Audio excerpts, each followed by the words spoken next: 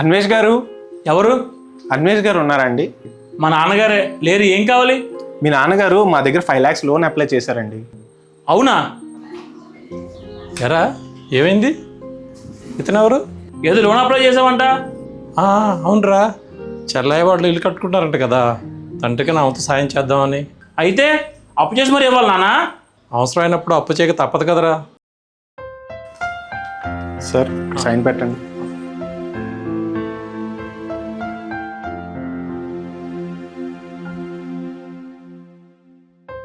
బాబు డబ్బులు ఎప్పుడు వస్తాయి? షూరిటీ సైన్ ఇంకొకరు పెట్టాలండి. మా అబ్బాయి పెడతాడు బాబు. నేనెందుకు పెడతాను? నాకేంటి అవసరం? అప్పు తెచ్చుకున్నావు, నువ్వు పోతే నేను తీర్చాలా? సార్ ఏదో తేల్చుకోండి సార్. సరే బాబు, నా స్నేహితులను అడుగుతాను, మీరు రేపు రండి. బ్రో, మీ దాంట్లో ఇన్వాల్వ్ అవ్వచ్చో లేదో నాకు తెలియదు, కానీ ఒక మాట చెప్తాను బ్రో. ఏంటి చెప్పు. బ్రో, మిమ్మల్ని చదివించి ఇంత పొజిషన్ తీసుకొచ్చిన తండ్రి కోసం ఒక సిగ్నేచర్ పెట్టలేకపోయారు.